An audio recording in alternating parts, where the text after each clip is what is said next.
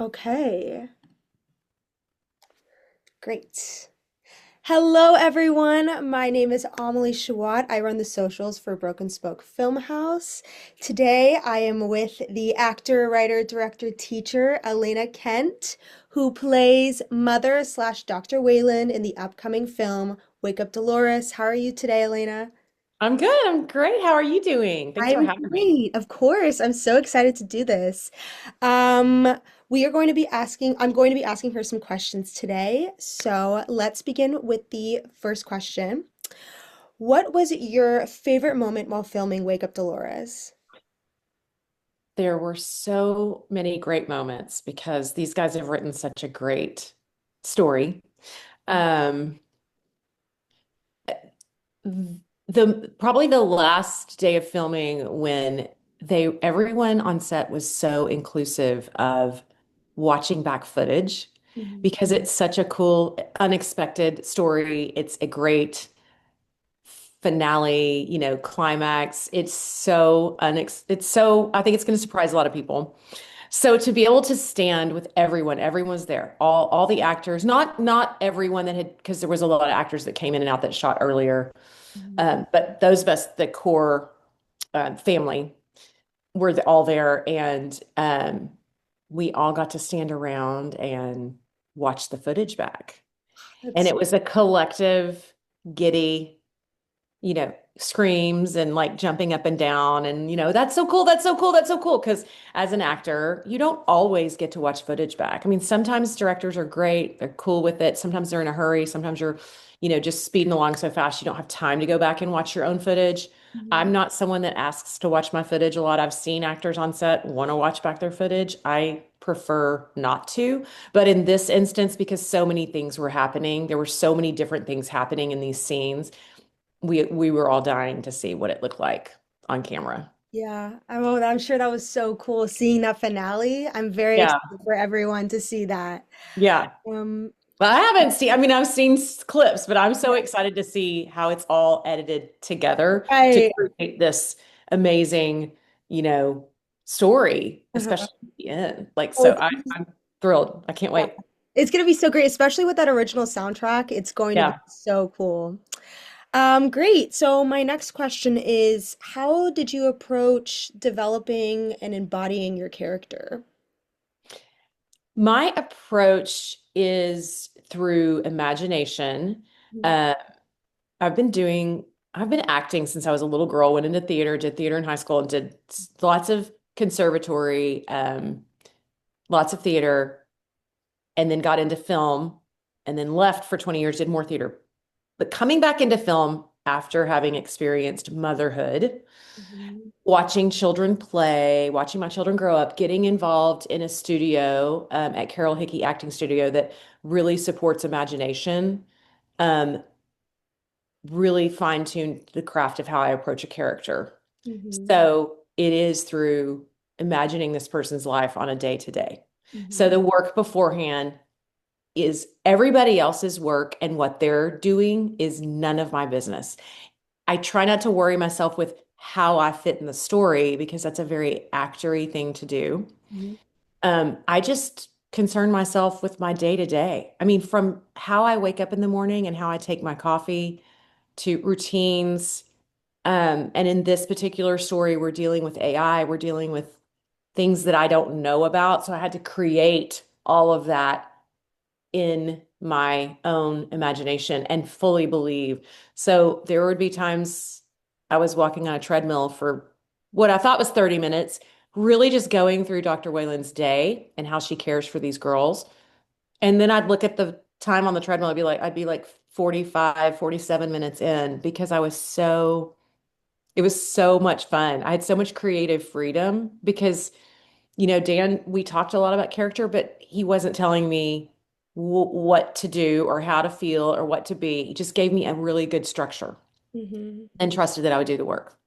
So I don't get with other actors and say, what's your take on this scene? How are you going to approach this scene? Because in real life, you don't get to have a meeting with the people you're about to run into and say, how are you going to approach this conversation we're going to have? Just so I know how to come at you. You don't do that. And so, very little, we did have rehearsals, very important rehearsals for blocking Mhm. to figure, really important to really figure it out, um, where the camera's going to be. But we didn't focus on how we were coming into scenes and what we were going to do emotionally. So Right. it's really fun to experience on the set. So that's how I approach characters, and it makes it freeing and fun. Of course, you got to learn lines. There Mhm. were some chunks for Dr. Weyland in there. There were some really chunky lines. Excuse me. There was really chunky lines, and so there was some concern in some scenes for lines and line load, and you have to be a little bit more technical there.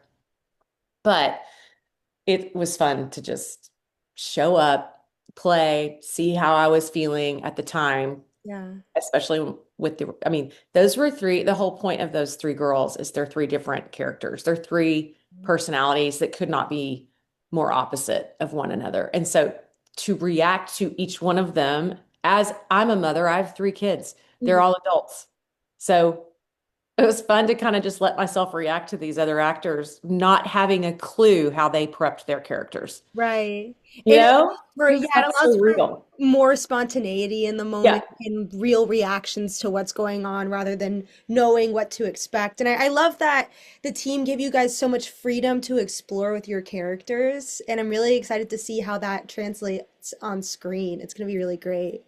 Yeah, I'm always appreciative of directors and teams that don't specifically try to, create a picture by telling you exactly how to be, where to be, how Right. to experience it. Hmm. So it makes it really fun. It's like playing when you're little. It's like playing pretend. You just get in there and believe it's your world and your story and kind of get lost, and it's so much fun. Absolutely. I really agree with when you were talking about raising kids and how that helped with your imagination. I babysit a lot and a lot of little kids, and the ideas and the games and like these stories that they tell, they're so out of this world and so inspiring and make me want to, because acting is playing. It's like finding your inner child and like Yeah. bringing it to the forefront, and it's just it's so inspiring being around um people with such a huge imagination. And that's mostly kids now. Like adults, as time goes on, you kind of Oh, lose for that. sure. And so finding that again, finding that spark is it's just so beautiful. Right. Absolutely. Okay, my next question for you is what connects you personally to your character? I'm excited to hear this one. She had such a Jekyll and Hyde layer to her of Mhm. all business when she was conducting therapy with these girls Mhm. and then mothering them when she was making breakfast. So it was like finding,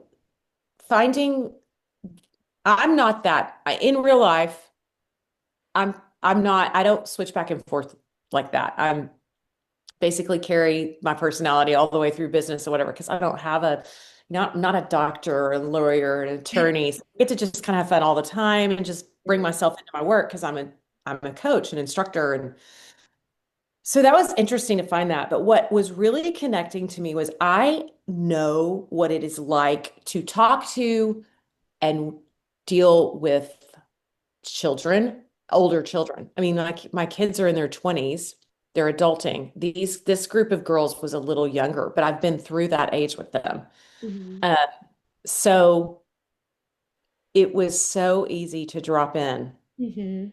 and be the mom as well as the authoritative, even when, I get a little stern with these girls from time to time, and my kids would tell you, I can be stern.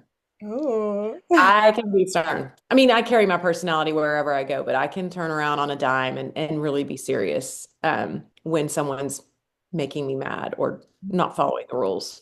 Right. So it was, I have that presence. I think my essence is pretty strong. I know who I am as an actor, and I play strong roles. That's just, it's the silver hair and the lower register voice, and it's just my essence. I understand what that is, and so letting that come into this character Mhm. and understanding that about myself easy because I already know that about myself, right? And I tell actors all the time, you've got to know your essence. You have to understand who you are in the world so that when you get a part, you know that you can't become someone else. You are there.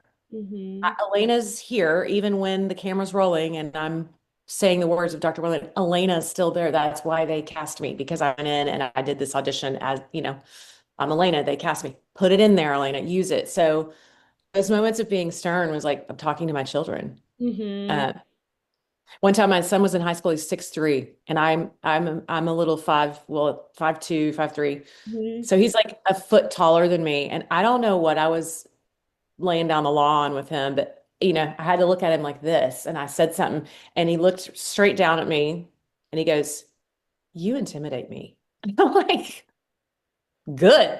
I should, because you need to follow the rules. So Right. that voice in my head of Griffin saying, "You intimidate me," and he's a foot taller than me at 17 years old. That voice is so fun to kind of bring up to kind of get me, in that stance of like, listen here. Mm-hmm. So, but mothering, raising children made this role connect so hard, even though she's nothing like me, really, other than she's a strong, independent woman. I am a strong, independent woman, Mm-hmm. but like her ideals and her what she's doing for a living and a job and the story of this and the way she responds to this story is nothing like me. Right. So using what I know, what I'm familiar with, to then play pretend and come Mm-hmm. up with my imagination and merging those together happens naturally. It's not hard. What's hard is shushing the voices of getting it technically correct, getting the words correct, knowing there's a camera there, knowing if it's your coverage or their coverage. Didn't you need to come in on this side of the camera, exit on that side? Those are all technical. They all roll in your head. Mm-hmm. It's letting those fun things that you've created come out and letting that be just 5% and let the other 95% be the character, Right. the connections you've made with that character. Uh-huh. And I think there's always somewhere in there in a character, somewhere in there, there's you. Mm-hmm. And you just have to find it and let it hang out, play in the arena with you. Right.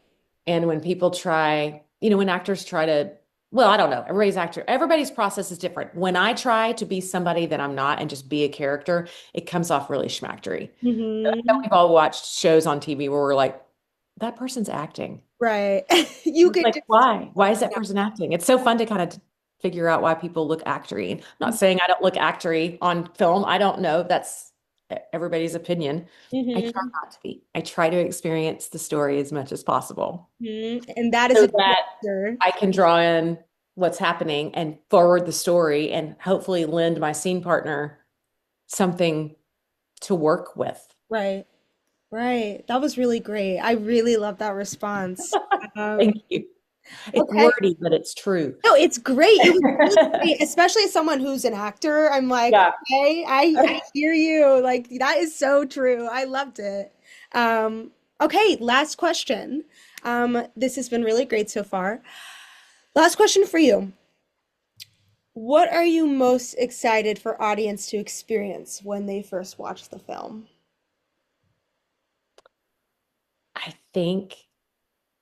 I think the like it's going to be fun for the to see people. The ending's just so great. Mm-hmm. So I can't wait to see the response of the ending. Yeah. And then I really wish I could be in people's heads about, an hour or two after they go home and you start thinking, could that happen? Right. I mean, this whole like Sora thing that's coming out, this AI and like people pranking their grandparents. Or they're pranking their parents with like fake people in their house. Have you seen that? Oh, yeah. It looks real. And I'm like, the AI is amazing and awesome, but it is scary. Scary. Mm-hmm. And like the films that Broken Spoke Film House has listed as their inspiration films, when they first came out, people were probably like, "Oh yeah, that'll never happen." And Right. now we see AI films and we see sci-fi films and we go, "Wait, wait." Yeah. It's a little Yeah. too real. A little too A real. little too real. And like the ending of this is like amazing and fun and great and it's a twist and also great. But then like the real thing is going to be how people are responding a few days, months, weeks later, as this wonderful story makes the festival circuit, which I'm sure it will. Mm-hmm. And people are responding on Instagram after having seen it and then seeing the success it's having. what the Mm-hmm. responses are after they've thought about it for a minute and they're not so wowed by the great score and the really cool, set and the really neat story and the cool actors and actresses. And I mean, the three actresses that I got to play against and with and were so magical. They were so good and so real and so fun. And on top of that, just I do want to throw that in there. Those three amazing. Mm-hmm. Georgia, Trinity, Juliet. I hope I get to work with them again. And that's what you want someone to say about you. Right. Like I just want to say that to everybody that sees this. They carry the film.